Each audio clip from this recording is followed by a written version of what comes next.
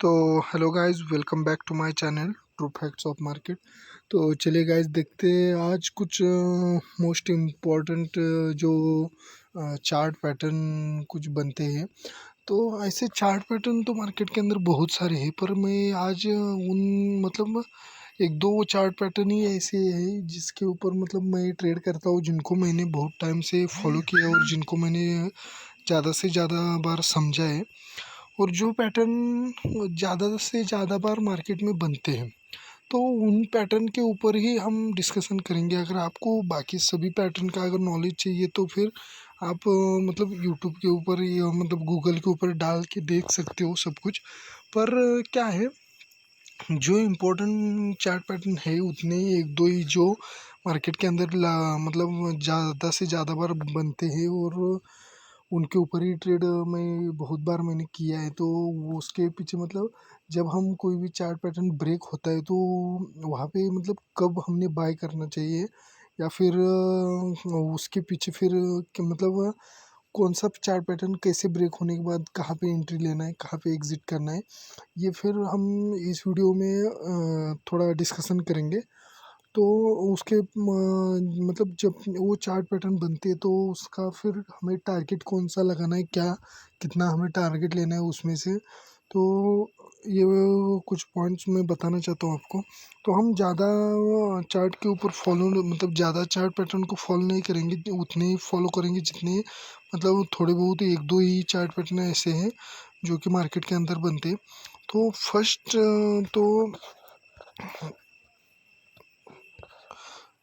First जो है वो चार्ट पैटर्न इस टाइप का ट्रायंगल पैटर्न बनता है,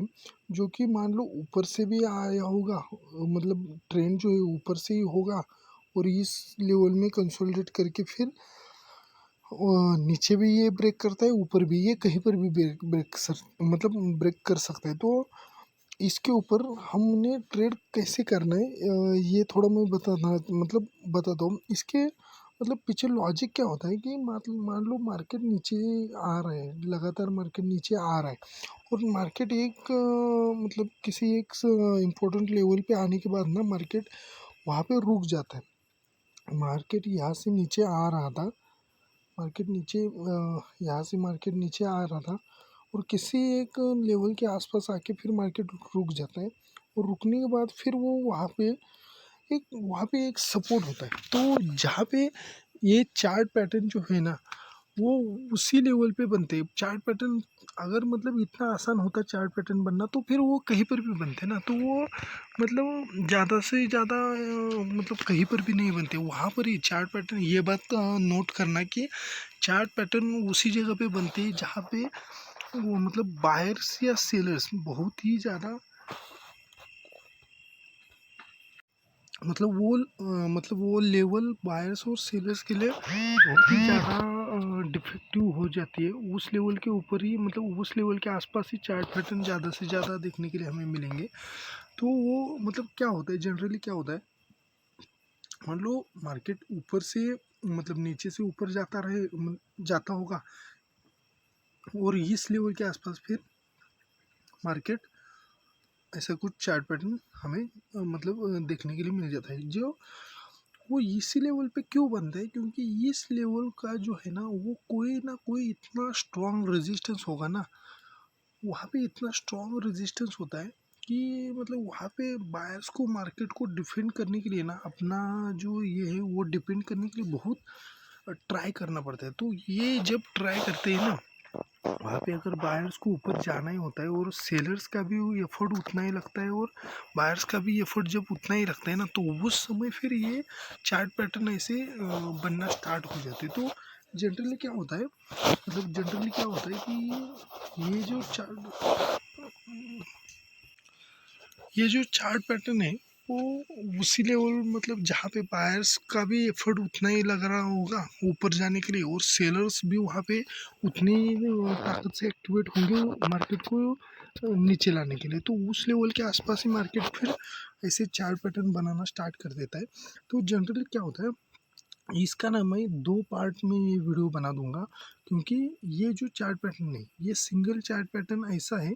जो कि मतलब मान लो नीचे से जा रहा है और यहाँ पे कंसोलिडेट करना स्टार्ट कर देता है, तो ये ऊपर भी ब्रेक कर सकता है। तो मैं इस वीडियो में ये जो चार्ट पैटर्न है इसका अपसाइड कब कब ब्रेक कर देता है और नीचे कब ब्रेक कर सकता है, तो वो मैं आपको लॉजिक बताऊंगा। उसके बाद नेक्स्ट वीडियो में दूसरे चार्ट पैटर्न का, इससे क्या होगा कि सेपरेट एक चार्ट पैटर्न के ऊपर एक सेपरेट वीडियो बन जाएगा, जिसके कारण मेरे को भी ना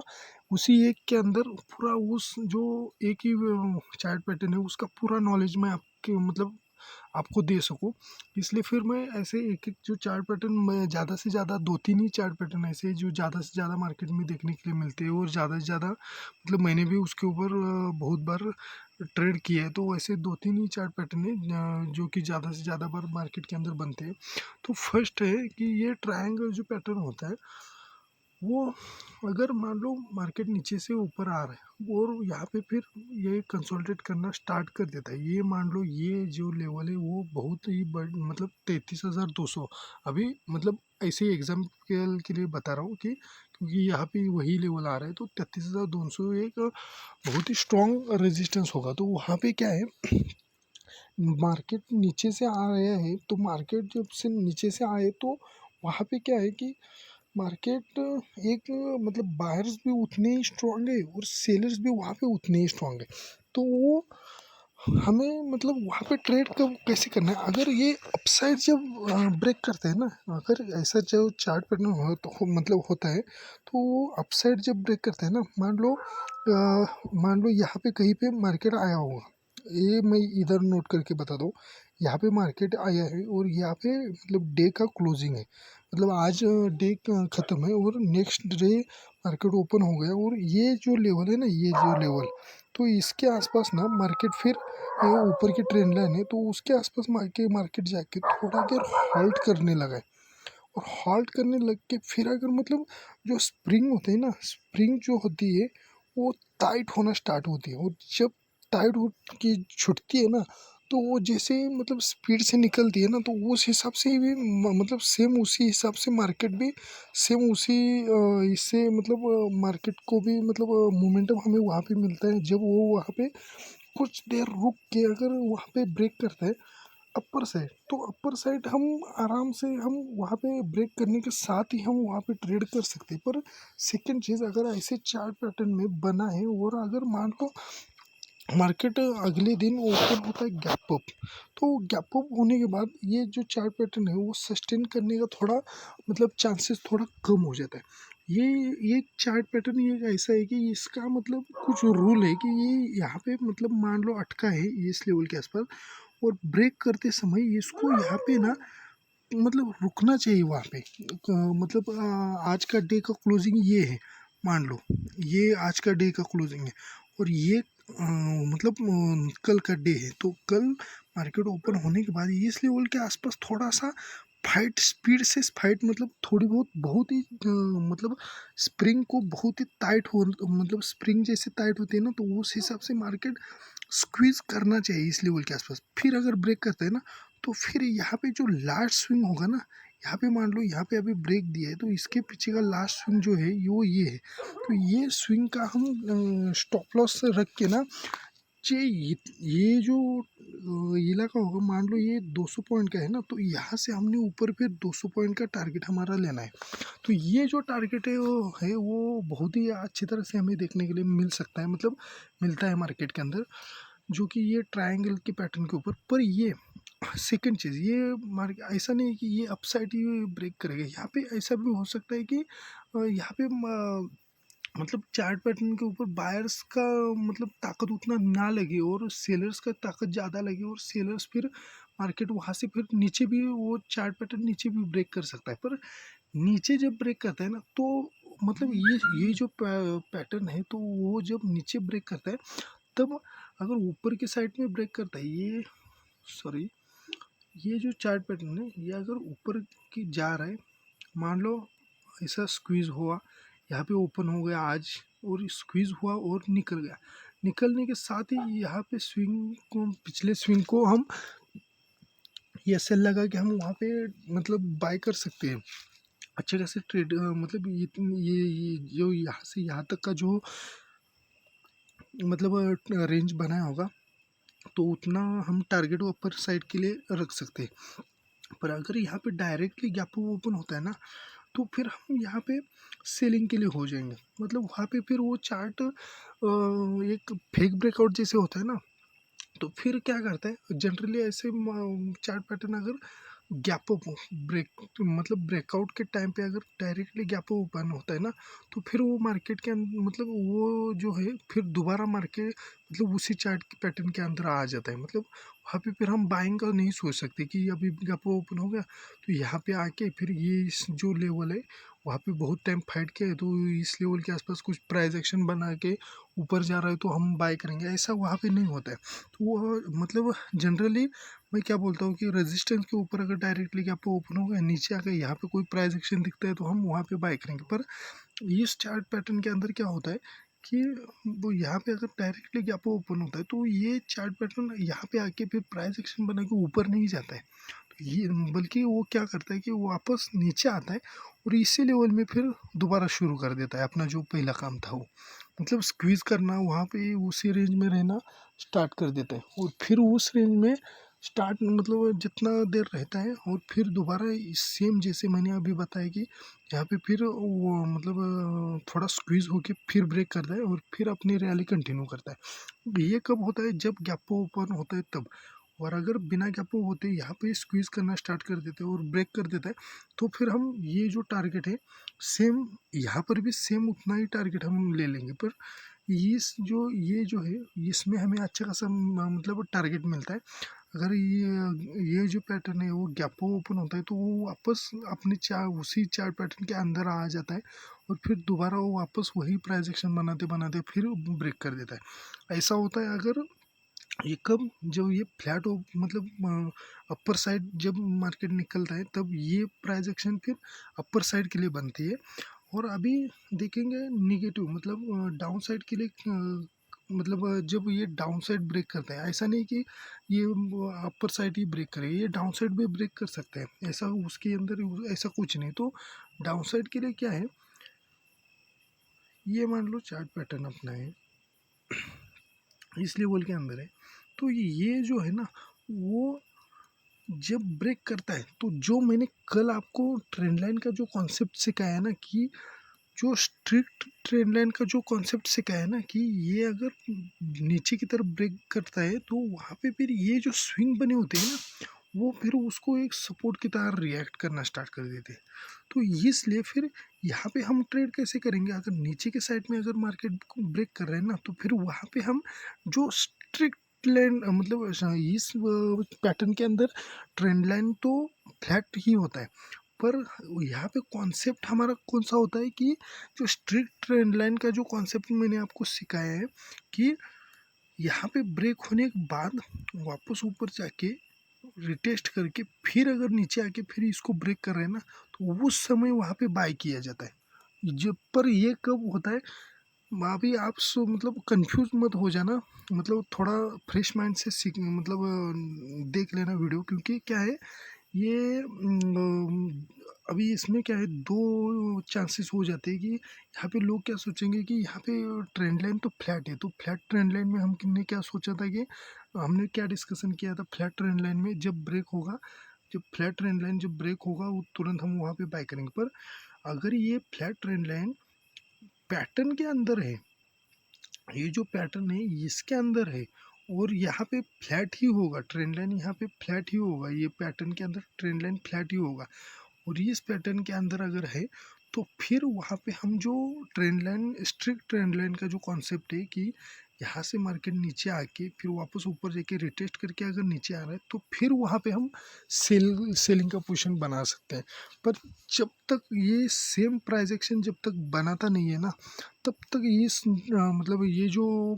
चार्ट पैटर्न है इसका नीचे के साइड ब्रेकडाउन होने के बाद जब तक ये प्राइस एक्शन नहीं बनता है तब तक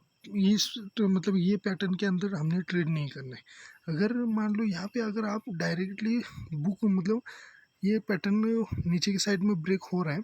तो डायरेक्टली अगर आप यहाँ पे बाय करते हो ना तो हमें छोटा सा ही टारगेट मिलता है, जो पिछला स्विंग होगा ना वो स्विंग के आसपास तक का या उससे भी छोटा कम मतलब छोटा थोड़ा कम ही मिलता है। तो इसलिए अगर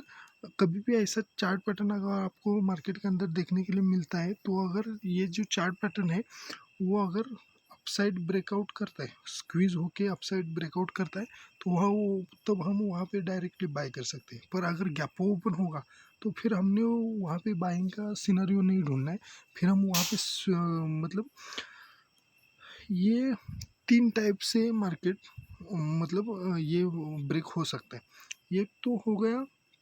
इसके अंदर गया, डायरेक्टली गैप ओपन हो गया, तो गैप ओपन होने के बाद वो नीचे आता है और इसी पैटर्न के अंदर फिर फंस जाता है और फिर वो अपर साइड के लिए या डाउन साइड के लिए ब्रेक कर सकता है। सेकंड चीज़ क्या हो जाती है इस पैटर्न के अंदर कि ये यहाँ पे आ गया, स्क्वीज किया और ब्रेक किया, तो फिर यहाँ पे हम, ये होगा फर्स्ट चीज़, ये सेकंड चीज़, और थर्ड हम देखेंगे वे। तो इसके जो सेकंड जो है, तो सेकंड चीज़ में क्या है, हम यहाँ पे अच्छा खासा ट्रेड हम डायरेक्टली हम बाय कर सकते हैं। यहाँ पे छोटा सा स्टॉप लॉस देखिए, ये जो लेवल है ना, ये जो ये है इसका रेंज है, इस उतना रेंज हम अपर साइड के लिए मतलब ये कर सकते हैं, प्लान कर सकते हैं, अपर साइड टारगेट के लिए हम प्लान कर सकते हैं। और थर्ड चीज़ क्या है कि ये चार्ट पैटर्न ऐसा स्क्वीज करता है और अगर नीचे ब्रेक करता है ना, तो जब तक ऊपर जाके रिटेस्ट करके नीचे इस लो को ब्रेक नहीं करते हैं, तब तक इस पैटर्न के अंदर फिर हम,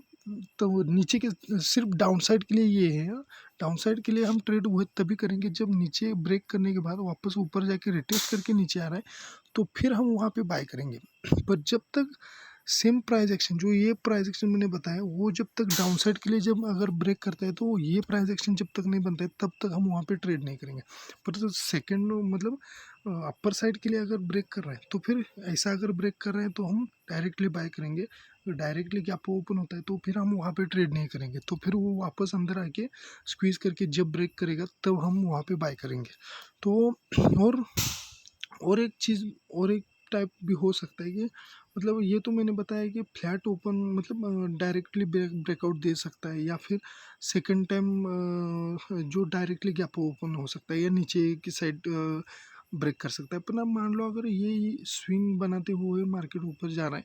डायरेक्टली अगर गैप ओपन हो गया, तो फिर क्या होगा, ये आपके दिमाग में आया होगा। तो उस समय क्या है, जो ये स्विंग बने होते हैं ना, तो उस समय मार्केट ज़्यादातर ज़्यादा मतलब बहुत टाइम तक, जब तक ये जो पूरा मार्केट का जोन है ना, जहाँ पे ये पैटर्न उसने फॉर्म किया है मार्केट ने, वो जब तक मार्केट ये मार्केट जब तक ये इस पैटर्न के अंदर है ना, तब तक आपको वहाँ पे ट्रेड ही नहीं करना है, क्योंकि फिर वहाँ पे मार्केट कभी भी आपको फंसा सकता है और कभी भी एक बड़ा मोमेंटम भी कर सकता है, और मार्केट वहाँ पे ज़्यादातर ज़्यादा बड़ा तो मोमेंटम कोई करेगा ही नहीं, पर वहाँ पे आपका मनी लॉस बहुत करेगा, क्योंकि अगर इस लाइन के अंदर गैप डाउन ओपन होता है ना, तो फिर वहाँ पे मार्केट ज़्यादा से ज़्यादा चांसेस है कि मार्केट वहाँ पे जब तक उस रेंज के बाहर नहीं निकलता है, तो तब तक हम वहाँ पे ट्रेड ही ना करें, क्योंकि फिर वहाँ पे मार्केट वॉलेटाइल ही ज़्यादा से ज़्यादा बार वॉलेटाइल ही उसी लेवल पे मतलब उस टाइम पे ज़्यादा से ज़्यादा टाइम मार्केट वॉलेटाइल ही होता है। तो ये हमने देखा आज कि ट्रायंगल पैटर्न कब किस साइड में ब्रेक करता है, तो किस हिसाब से हम ट्रेड कर सकते हैं। तो ये हमने इस वीडियो में देखा। तो अगर ये सीरीज़ जो मैंने स्टार्ट चार्ट पैटर्न का नया सीरीज़ में स्टार्ट कर रहा हूँ, जिसके अंदर आपको डेली डेली में नए नए प्राइस मतलब चार्ट पैटर्न के ऊपर कुछ पॉइंट में आपको इसके अंदर मतलब बताऊंगा डेली में अलग अलग चार्ट पैटर्न के ऊपर वीडियो बना के डाल दूंगा। तो जिसके कारण मैं एक ही वीडियो में पूरा एक ही अगर चार्ट पैटर्न लूँगा ना, तो उसका बहुत ही अच्छी तरीके से मैं ये कर पाऊँ, मतलब उसको एक्सप्लेन कर पाऊँ। तो इसलिए अगर ये पॉइंट अगर आपको अच्छे लग रहे हैं तो चैनल को लाइक करो, शेयर करो, सब्सक्राइब करना मत भूलना। मिलते हैं नेक्स्ट वीडियो में। Thank you.